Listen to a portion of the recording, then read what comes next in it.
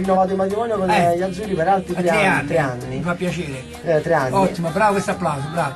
E un'altra invece è quella che riguarda il nostro caro Diego Armando Maradona, che è prevista un'udienza per il 17 di maggio, l'udienza sulla questione del fisco, e quindi Maradona il 17 maggio sarà qui in tribunale. Ma la curiosità è proprio il 17 maggio, perché è una data storica, il 17 maggio abbiamo vinto lo scudetto, e il 17 maggio poi ho detto allora la Coppa UEFA. Cioè, quindi voglio dire, non ci teniamo. Basta che questo 17 maggio gli porti bene anche lui, e noi ce l'auguriamo tutti. Lo stesso Diego comunque l'ha detto questa cosa, può darsi che è facile che questo sia un buon auspicio per fare veramente risolvere veramente una volta per tutta questa causa, questa situazione, perché lui è ben felice di stare in Italia, perché ho capito che Maradona veramente ha capito che in altre nazioni non c'è spazio. E quindi forse qua in Italia c'è lo spazio, non soltanto per Napoli, ma perché anche altre piazze lo desiderano. Uno come Maradona, è Maradona.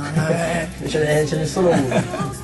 Va bene. Siamo poi ai saluti? Sì, passiamo ai saluti. Io prima di salutarvi vi faccio veramente gli auguri di una santa e serena Pasqua e l'appuntamento poi per la prossima settimana con una nuova trasmissione di Tifosi allo Sbaraglio. Da parte mia di Cosenese. Auguri e alla prossima settimana. È la stessa cosa anche per me, perché visto che oltre che una serena Pasqua, anche una serena Pasquetta, che sia veramente una buona Pasqua con salute e virtù, è la cosa più importante, questo che ci vuole a tutti i nostri radioascoltatori. E anche qui da questi microfoni voglio salutare lo stesso Marco e tutta la sua famiglia, Marco Di Rosario e Gennaro Napoli, Savio Cavalli e Gianluca Morgani. Gianluca Morgani. No, guarda, non me lo sono dimenticato. Era per il finale, che lo vogliamo sempre per il finale.